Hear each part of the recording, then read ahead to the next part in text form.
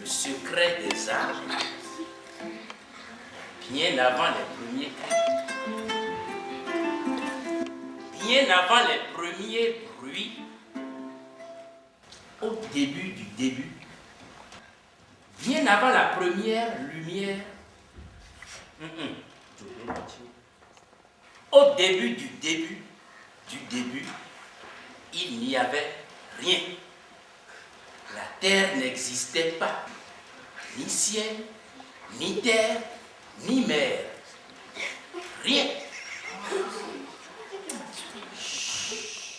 Puis le soleil apparut. Personne ne sait d'où. Là. Hein? Hello. Ahai. Oui, c'est là-bas. C'est bidon. C'est vrai.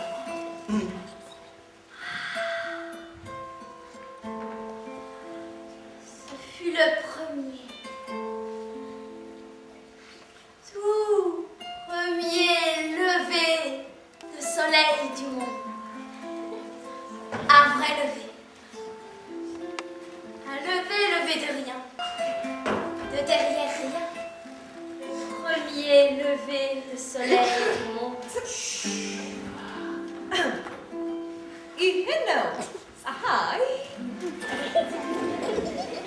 La lune suivie de l'autre côté du rien.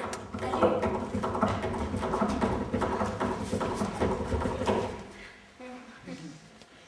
Je crois qu'il cherchait le soleil. Entre les deux est né le ciel.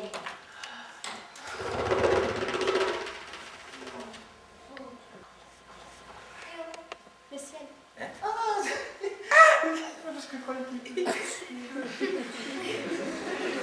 Le ciel est né de ce vide entre deux. Un vide devenu ciel. La lune d'un côté, le soleil de l'autre. Vas-y, toi. La lune. La lune était attirée par le soleil. Le soleil était fasciné par la lune. Alors le soleil et la lune se sont mis à tourner dans le ciel pour essayer de se rejoindre, à tourner pour se charmer. Certains disent qu'une fois, une seule, la lune a rattrapé le soleil. Probablement un soir où le soleil s'était assoupi. La lune attrapa le soleil et le soleil enlaça la lune. La lune avait enlacé le soleil. Le soleil avait embrassé la lune. Les oiseaux disent que ce fut le premier jour du monde. Le jet, à tête d'or, chante ce premier jour du monde. Merci. Ce fut le jour où la terre est née. Ce fut le jour où la terre fut enfantée. C'est amour. La terre, enfant de la lune et du soleil. La terre, fille du soleil et de la lune. Une terre qui tourne. Tourne entre le soleil et la lune. Tourne tranquillement dans le ciel. C'est pas du tout ça. On avait dit que c'était moi qui jouais la terre. Non, non. On avait dit que c'était moi qui jouais la terre. C'est pas vrai, je l'ai confirmé. Jouer tête.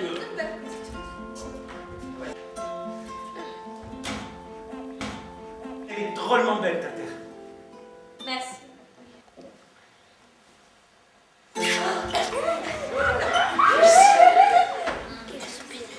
Dès le lendemain de sa propre naissance, la terre, enfant du soleil et de la lune, donna la vie. Le lendemain même, la terre, fruit du soleil et de la lune, donna à son tour un fruit.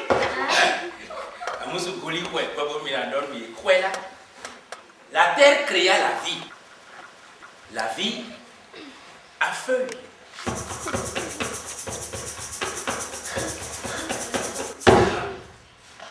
La vie sur pattes.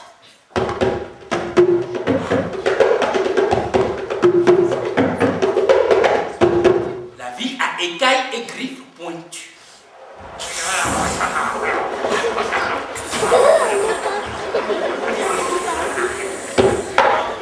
À épines et nageoires.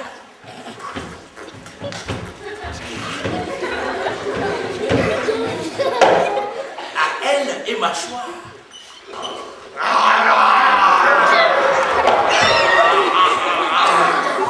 À pétales et fruits.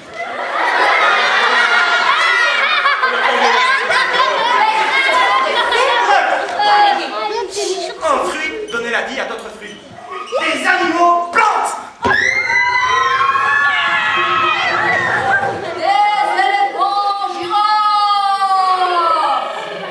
Des arbres poissons.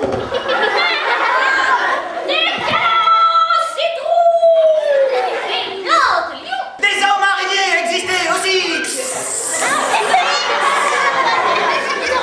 Bien sûr que les hommes araignées existaient.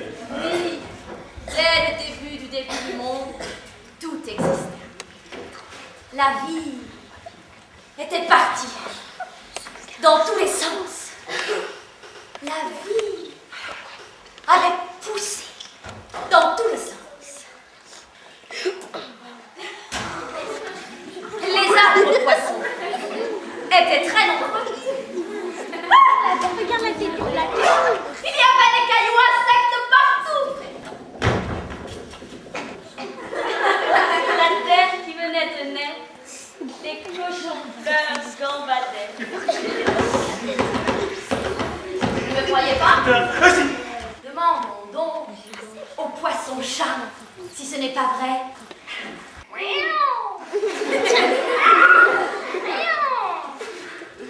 Demandons à l'escargot. Oui, ce visqueux caillou limace, si ce n'est pas vrai. Demandons aux plantes carnivores si ce n'est pas vrai.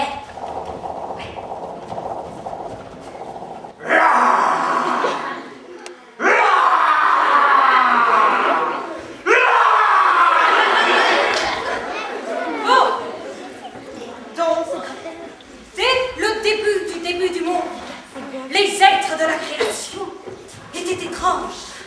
Oui, extrêmement étranges. Lei che ne loco, antannaria lonato connard.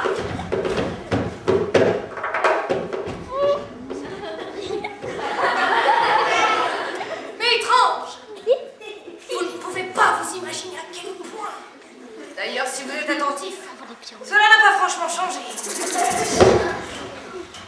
Dès le début du monde, tous les êtres de la création se posaient des questions étranges.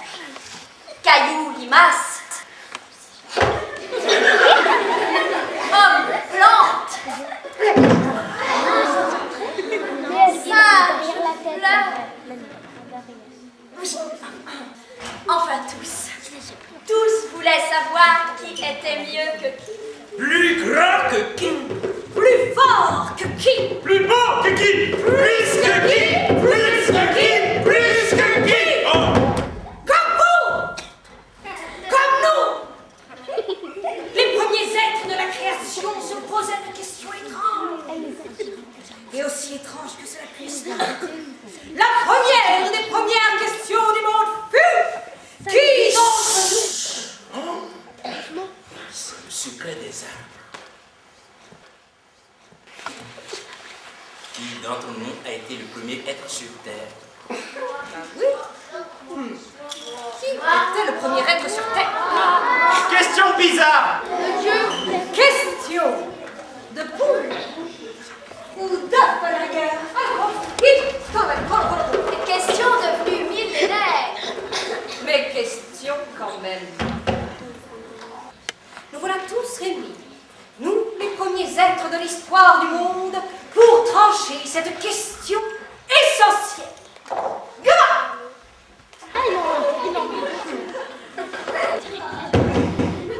C'est moi la première sur Terre. C'est moi la batade. Je suis la première, car je suis sorti du premier œuf. Mais c'est une poule, je l'ai dit! C'est moi, la première sur Terre. Moi, la hyène à cœur de pierre. Je dévorais déjà vos parents, alors que vous n'étiez pas encore nés. Moi, le crocodile. Moi, le premier poisson plante. Je suis le premier être de la création. Jusqu'au moment où je suis né, la terre n'était qu'un immense océan. Je nageais délicatement dans ces eaux bleues. Au début du début, il n'y avait que de l'eau.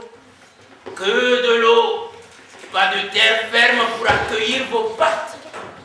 Je suis le premier être sorti de l'océan pour marcher sur les continents qui poussaient à peine.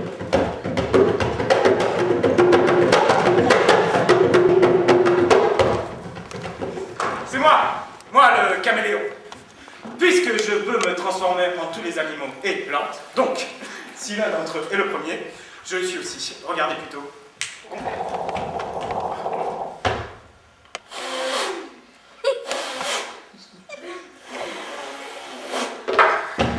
C'est moi le petit poisson lune. Je suis le premier car je porte le nom de notre grand-mère à tous, la lune. Poisson lune. Il est beau ton poisson. Moi, le zèbre bricolo. En tout cas, je ne suis pas le premier. C'est sûr. Je ne dis pas.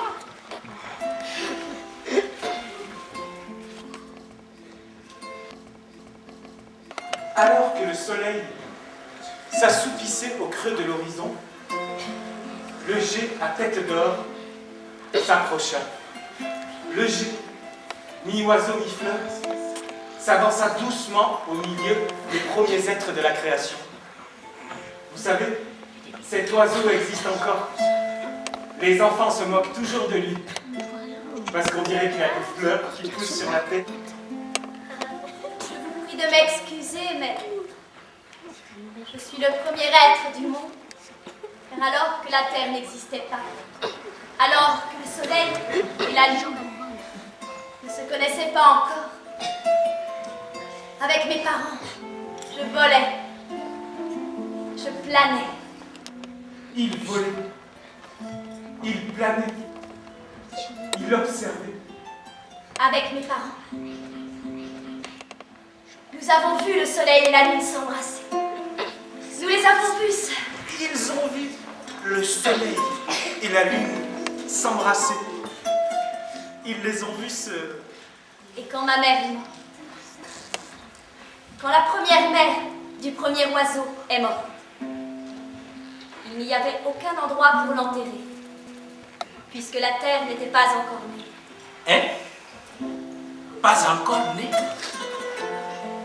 Agenu biwelinu, agenu pleda mafleto, gigi ndogo somono jami ale. Pas de sol creusé, pas de terre où reposer. Alors moi, enfant oiseau de la première mère oiseau, j'ai fait un trou dans ma tête. J'ai fait un trou et j'ai envenu ma mère. C'est pour cela qu'il y a des fleurs qui poussent sur sa tête. Ce sont des fleurs d'or pour sa mère. Des fleurs d'or. Des fleurs que le soleil lui a données. Des fleurs d'or pour sa mère, son ami l'oiseau. Des fleurs pour la première mère de l'histoire du monde.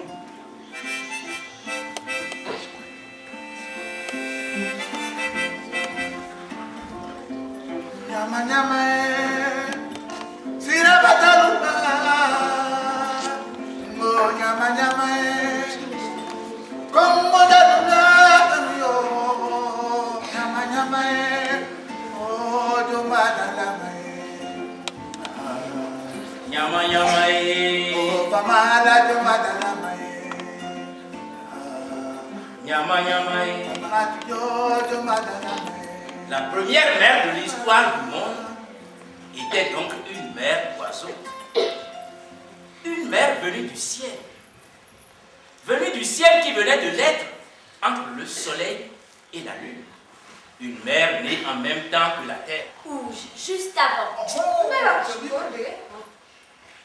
Les oiseaux étaient nés en même temps que la terre. Juste avant.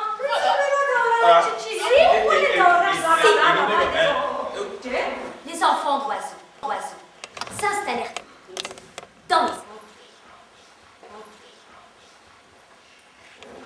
les aimaient s'installer dans les arbres de panthère pour se promener, mais rester à l'abri. Ils chérissaient les arbres fleurs pour être dans des maisons très jolies. Ils appréciaient les hommes arbres qui parlaient tout le temps. En fait, les oiseaux aimaient tous les arbres. Oui. Mais tous les arbres n'aimaient pas les oiseaux. Ah bon? C'est vrai. Les arbres roseaux, tellement souples et fragiles, se sont pliés sous leur poids. Les taupes arbres, aux oreilles si sensibles, étaient fatigués par leur chant incessant. Et surtout, les hommes arbres, et même les arbres hommes, Ce qui n'est pas tout à fait pareil. tous étaient jaloux. Jaloux de la liberté des oiseaux, jaloux de leur pirouette dans le ciel, jaloux de leur royaume dans les cieux, jaloux, jaloux, jaloux. Tous les hommes arbres, et même les arbres hommes, Ce qui, je crois, n'est pas tout à fait pareil. tous se plaignaient, se plaignaient, se plaignaient, se plaignaient. Les hommes arbres, déploraient d'être trop enracinés pour voyager. Les arbres hommes, eux, se lamentaient de leurs racines vagabondes qui les emmenaient n'importe où dans la nuit. Tous les hommes arbres se comparaient sans cesse aux autres hommes machin chose, trouvant l'homme tigre plus courageux.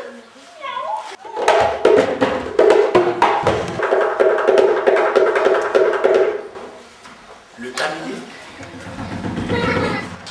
Le caméléon qui était arrivé sur la terre depuis presque aussi longtemps que le crocodile ne supportait plus les plaintes et complices des autres arbres et arbres. Il ne supportait plus les râleries de l'homme tortue qui voulait courir à toutes jambes. Il ne supportait plus les jérémiades de l'homme vache qui n'aimait plus l'air. Le caméléon, qui était arrivé sur la terre juste après le crocodile, eut l'idée d'un pacte. Il rassembla tous les hommes tigres, femmes, poissons et autres hommes machin-chose. Un, deux. Lumière, s'il vous plaît. Eh bien, mesdames et messieurs, merci beaucoup. Je voudrais commencer donc en vous remerciant d'être venus si nombreux à ce premier rassemblement international d'hommes machin-chose. Et sans plus tarder, car je sais que comme moi, vous frétillez d'impatience, j'appelle, la médusante femme Méduse. On peut applaudir. Merci pour elle. Merci beaucoup. Merci. Et pour continuer, âme sensible s'abstenir. J'appelle l'horrifiant, le terrifiant homme boa.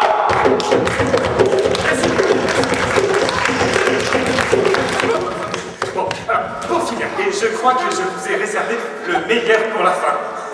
J'appelle, avec beaucoup d'émotion, la délicieuse, l'époustouflante, l'incroyable femme autruche. Et je vous demande de lui réserver le plus grand triomphe. Merci.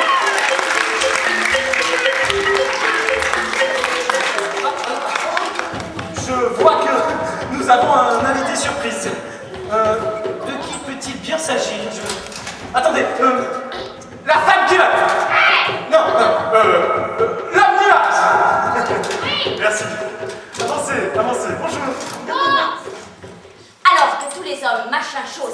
l'Assemblée, le caméléon leur proposa un pacte. Un pacte magique! Je vous propose un pacte magique, mon secret. Je vous donne le secret de la métamorphose. Je vous donne la clé de la métamorphose. Mais attention, cette clé n'ouvre qu'une seule porte. Une seule porte, c'est-à-dire une seule transformation, une seule métamorphose. Fini l'existence hasardeuse de femmes méduses. Nous allons choisir entre femmes ou méduses. Mais attention, cette porte ne s'ouvre que dans un seul sens. Pas de retour en arrière possible, bien sûr. Terminé! La vie de femme autruche! Nous allons choisir entre femmes ou autruches! Pour que la transformation opère, vous devez me préparer ce que je préfère manger au monde. Le meilleur plat du monde. Oui, c'est seulement quand vous aurez goûté pour moi le meilleur plat du monde que la métamorphose se produira. Le meilleur plat du monde. Oui, oui, Le oui. meilleur plat du monde! Les hommes machin-chose étaient furieux.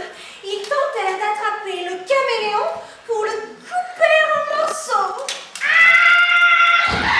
Attendez, c'est quoi cette tenue, enfin?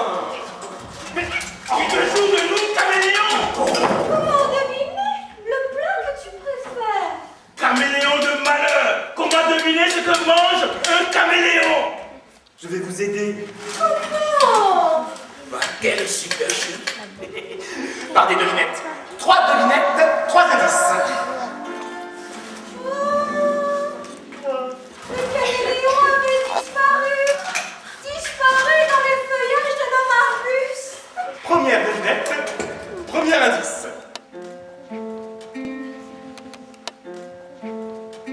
Merci.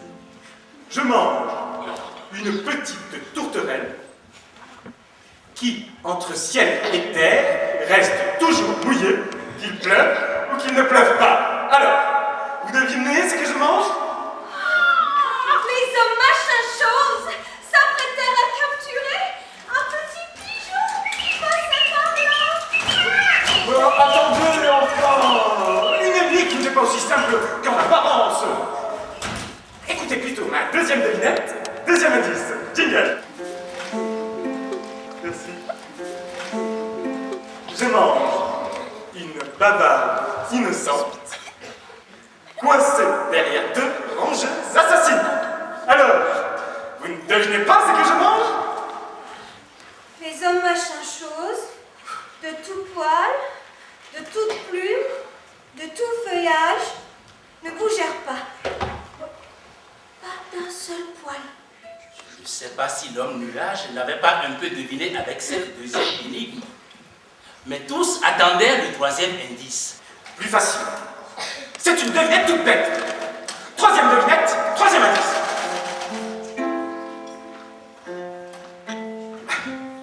32. Tabouret plat. Garde cette anguille rouge et frétillante. Rien? Toujours rien. Bon, je vais les aider encore un peu. Il vaut mieux la touiller 7 fois avant d'ouvrir le bec. Allez! La langue! Trouvez la langue! La tourterelle toujours mouillée! La langue! Mais oui! Une anguille derrière des dents! La langue! Le caméléon mange des langues! Et là, les hommes machin-chose courant vers le sud, vers le nord, vers l'est, vers l'ouest pour chercher des langues, courant et arrachant au bœuf, coquillage, sa langue, la tristeuse, courant et arrachant à la palette pierre de topaz, sa langue immense et bleue, courant et arrachant au scorpion poule, sa langue pointue et desséchée. Les hommes machin-chose cuisinèrent avec application toutes les langues qu'ils avaient arrachées. Puis, la curiosité les piqua. Comme la fleur attire le bourdon. Tous les hommes machin chose goûtèrent en même temps. Exactement en même temps. Et vous, vous ne goûtez pas? Non? Ah oui, je suis désolé, oui, pas de bras, pas de... Enfin, je suis confus. À peine la première bouchée enfournée, que tous les hommes, machin, chose, ne furent plus que des hommes, de simples hommes.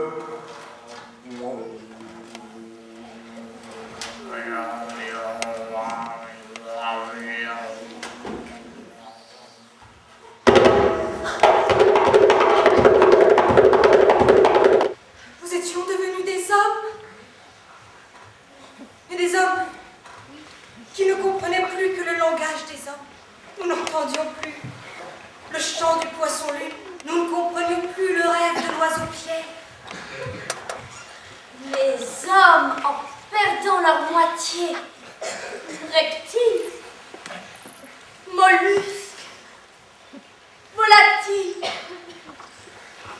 étaient devenus sourds. Et bavards à la fois. Sourds à leur moitié, bavards pour leurs semblables.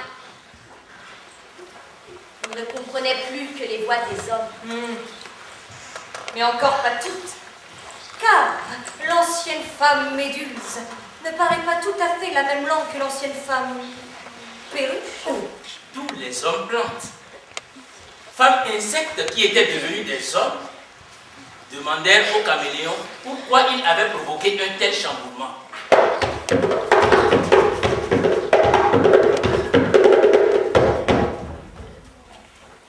Caméléon? Oui, Caméléon? oui, je suis là. Caméléon? Pourquoi as-tu provoqué un tel chamboulement? Le langage est beau et dangereux à la fois. Il vaut mieux que tous les êtres de la terre ne s'en servent pas. Alors moi, caméléon, j'ai préféré que seuls les hommes aient un langage. J'ai cru sage que seuls les plus plaintifs des créatures possèdent une langue qui parle, que seuls les plus bavards des êtres utilisent une langue qui écrit, que seule la plus guerrière des espèces puisse s'apaiser avec une langue qui calme. Et la langue qui s'agite maintenant dans la bouche des hommes permet aussi à l'amoureux de chanter son amour. Oui. C'est surtout une âme qui sème la discorde. Un couteau qui blesse et sépare. Tous s'accordèrent pour dire au caméléon qu'il avait eu raison et qu'il s'y connaissait en matière de langue. Tu as raison, tu as raison. Le caméléon avait disparu. Disparu. Je crois qu'il était parti surveiller les autres. Sûrement inquiet du bouleversement qu'il venait de provoquer. Un peu plus loin, loin des arbres, loin des rochers et des fleurs, pour être entre eux, les hommes se regroupaient. Se regroupaient pour vivre entre eux, seuls entre eux, avec leur langue pendante, Avec leur langue amoureuse. Oh, avec leur langue pointue. avec leur langue langoureuse, Avec leur langue à mots tordus. avec leur langue à mots coulus, Avec leur langue à mots tordus. Oh, avec leur langue à mots fourchus. Pour vivre entre eux, seuls entre eux.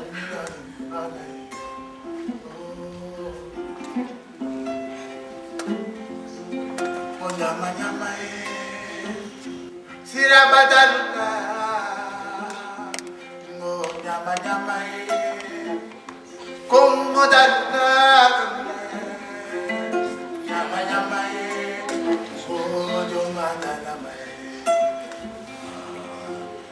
nyama eh, nyama nyama eh. Baba Amal, Il y eut ainsi un premier, tout premier village d'hommes. Ce village s'appelle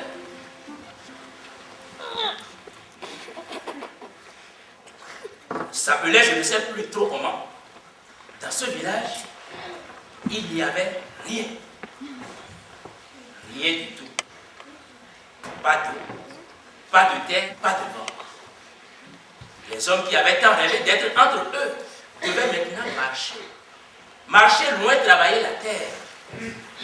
Les femmes partaient loin puiser l'eau. Les vieux ne connaissaient pas encore la fraîcheur du vent. Mais un jour pas comme les autres, une pousse, poussa, s'éleva du sable, comme ça,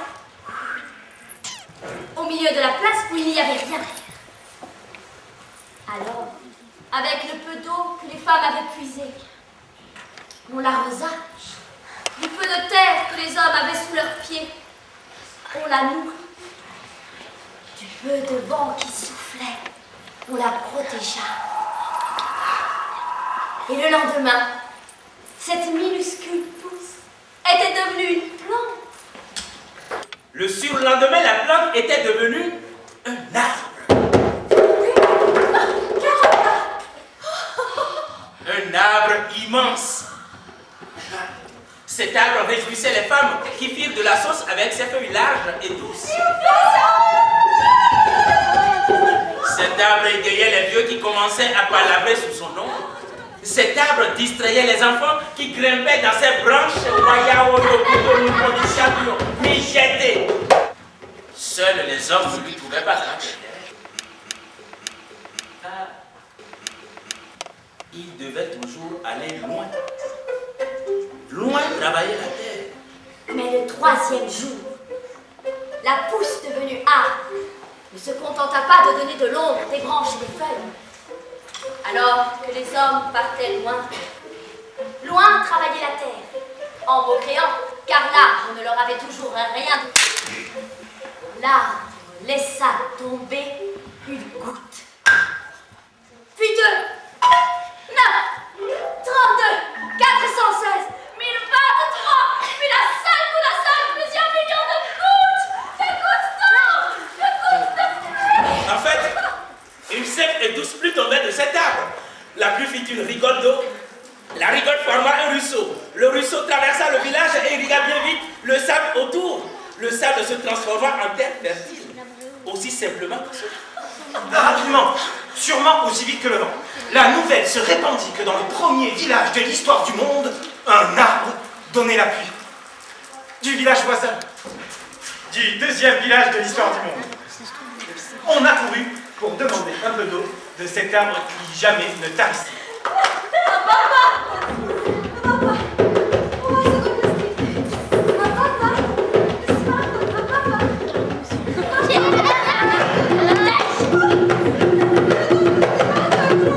Mais rien n'y fit.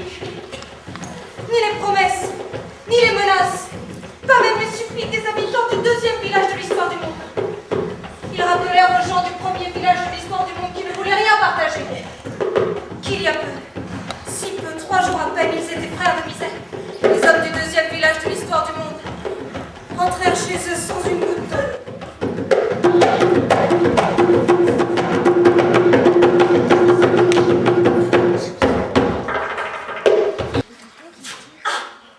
Le lendemain, quelle ne fut pas la surprise des habitants du premier village de l'histoire du monde. Oh, le lendemain, juste le lendemain, de s'apercevoir que l'arbre à pluie avait disparu. Au centre du deuxième village de l'histoire du monde, par contre, avait poussé ou s'était déplacé, oui, déplacé l'arbre à pluie. Prenez-la juste au milieu du deuxième village de l'histoire du monde. Les habitants du premier village de l'histoire du monde apprirent très vite la nouvelle et furent persuadés d'avoir été volés.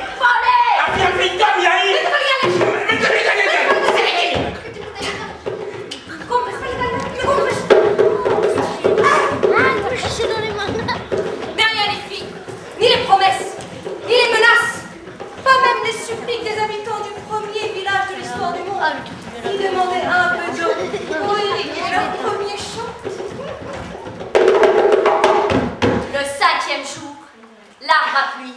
n'était plus sur la place du deuxième village de l'histoire du monde.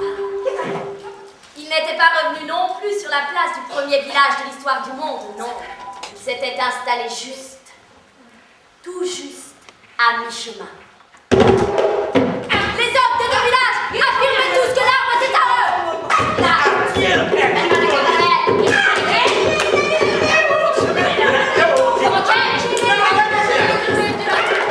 Les menaces et supplices changèrent en supplices et menaces. Les menaces en bagarre, les bagarres en combat, et les combats en guerre. Je ne sais pas quel village gagna cette guerre fratricide. Je ne sais pas si le sang des hommes nourrissait ou empoisonnait la terre. Je sais juste que, lorsque les villageois posèrent leurs arbres, l'arbre avait changé. Non plus de place. Non, il ne bougeait plus. L'arbre à pluie avait changé parce qu'il s'était taillé. Plutôt, l'arbre à pluie avait décidé de ne plus donner de pluie. Il restait là, son tronc inutilement gorgé d'eau. Les vieux des deux villages restèrent appalabrés à l'ombre de cet arbre. Les femmes continuèrent à faire de la sauce avec ses feuilles larges et douces. Les hommes, quant à eux, durent continuer à marcher toujours plus loin pour cultiver la terre. C'est un enfant oiseau qui nous l'a dit. Un enfant qui joue encore dans les branches de ce premier baobab.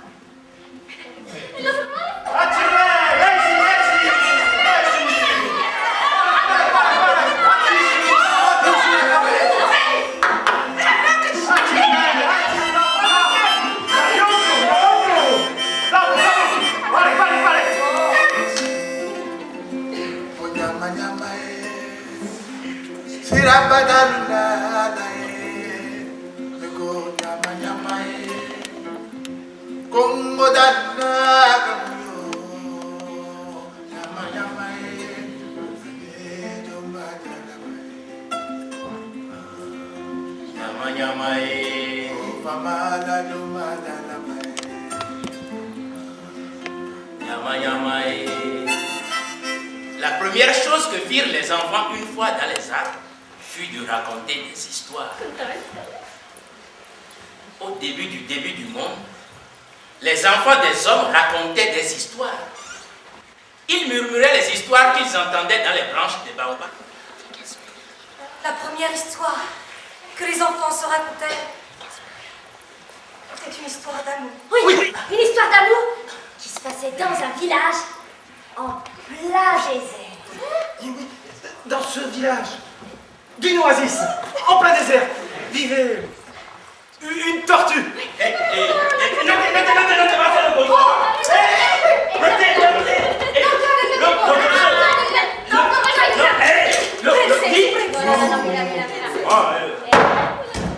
Et un renard. Oh,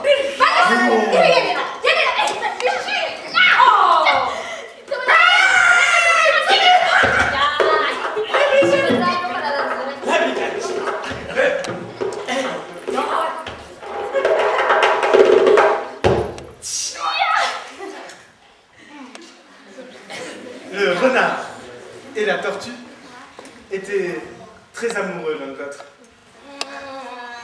Tous les soirs, le renard embrassait son amoureuse de tortue.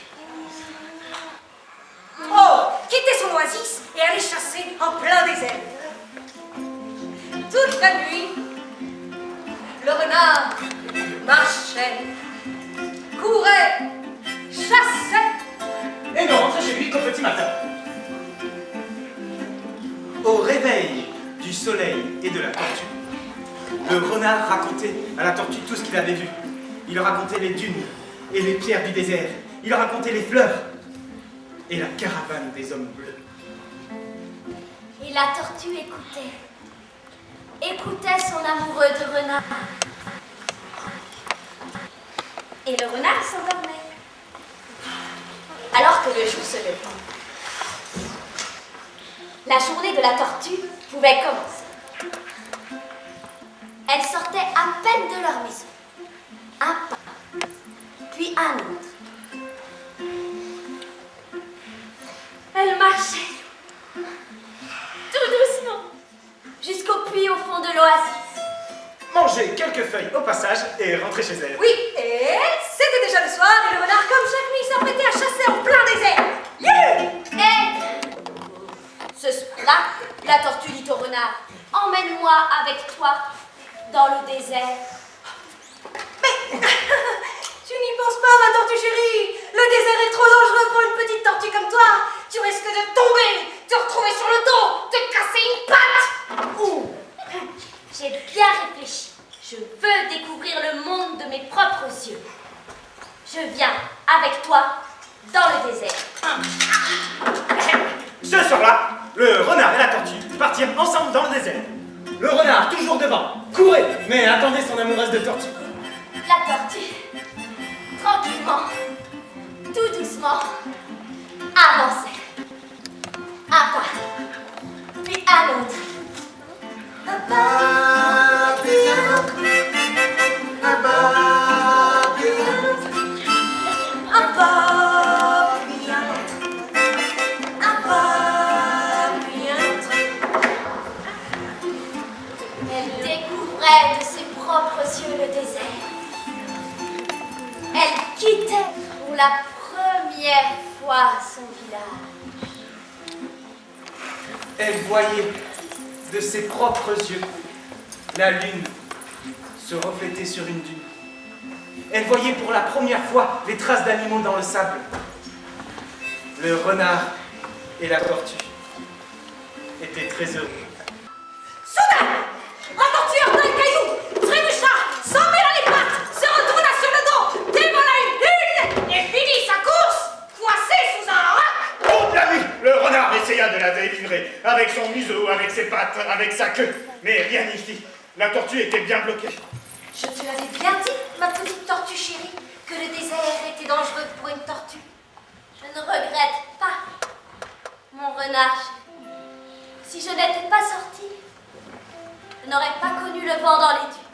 Je n'aurais pas vu les étoiles dans le ciel.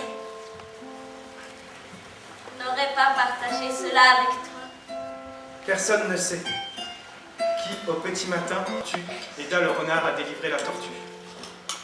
Mais quelqu'un m'a dit, Quelqu'un m'a dit que depuis cette nuit-là, la tortue voyage, voyage, voyage avec son amoureux de renard. voyage avec sa carapace. Sa carapace qui lui sert maintenant de maison.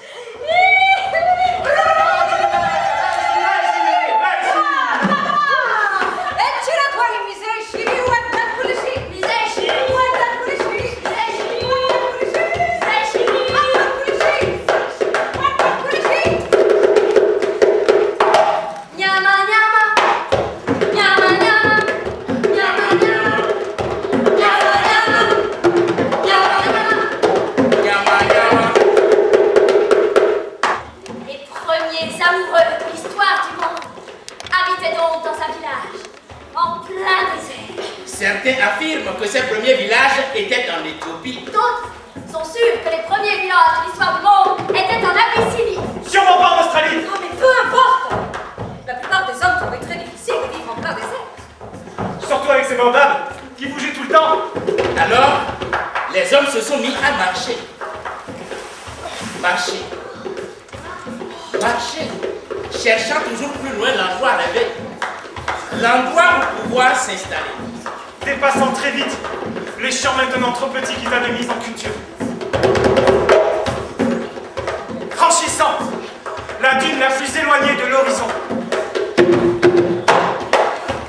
Traversant le lit d'une première rivière asséchée.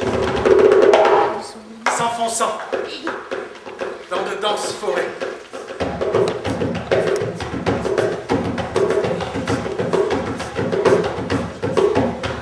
Et comme les hommes n'étaient jamais d'accord, comme les hommes se disputaient tout le temps, ils se séparaient. À chaque occasion, ils se séparaient. Les uns décidaient que tel endroit serait très bien. Les autres, qu'il fallait continuer de marcher. Marcher, toujours plus loin,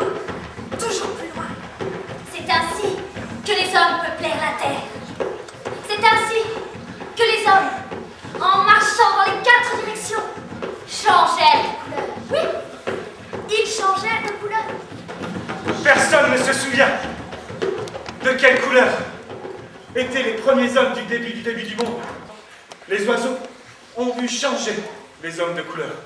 Ils ont tout vu depuis la nuit des temps. J'ai suivi des hommes qui marchaient vers le soleil levant.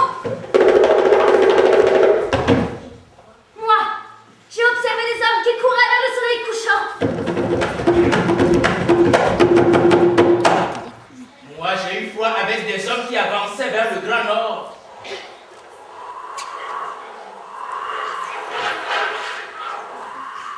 Moi, j'ai accompagné des hommes qui s'enfonçaient dans de profondes et sombres forêts.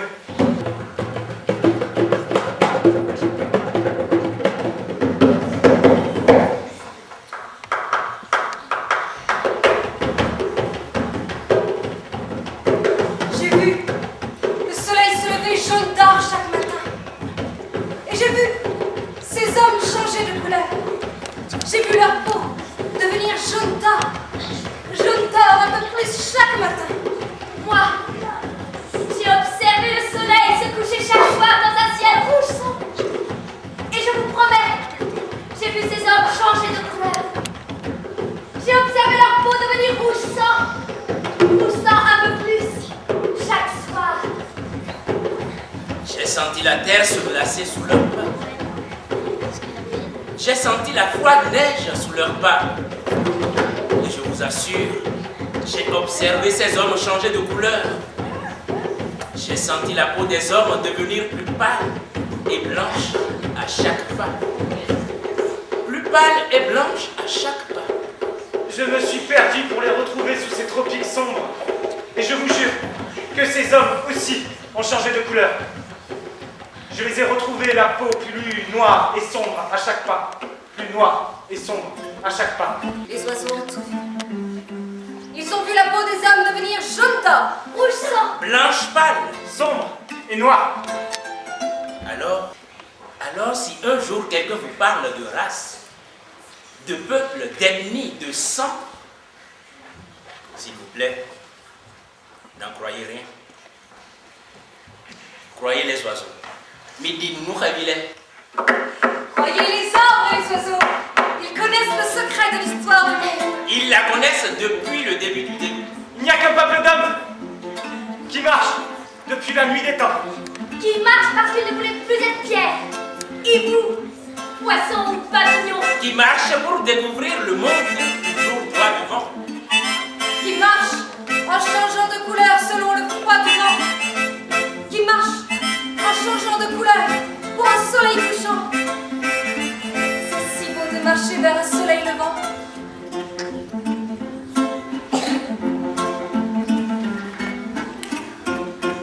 Et si l'homme avait été taillé dans une branche de baobab, il deviendrait bateau, voguant sur les flots.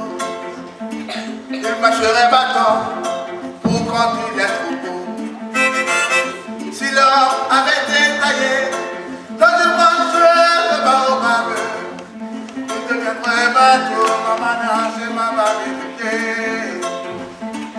Il se ferait blanche pour construire les chariots.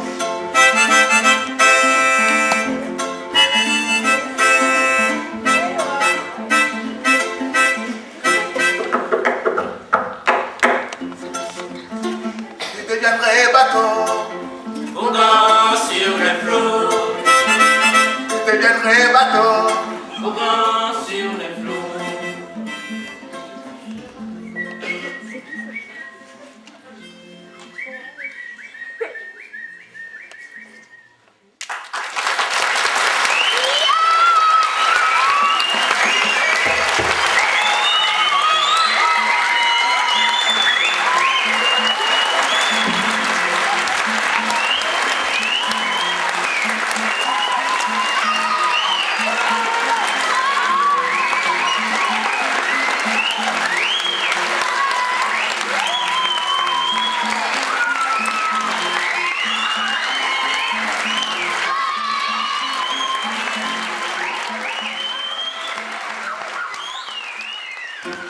et si l'homme avait été taillé dans une branche de baobab, il deviendrait bateau, voguant sur les flots, il marcherait bâton pour conduire les troupeaux.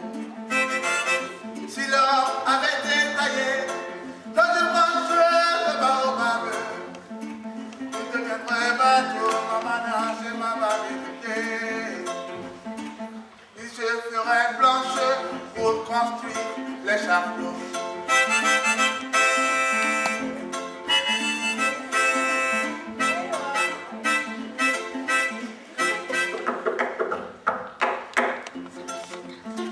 Il deviendrait bateau, voguant sur les flots, il deviendrait bateau, voguant sur les flots.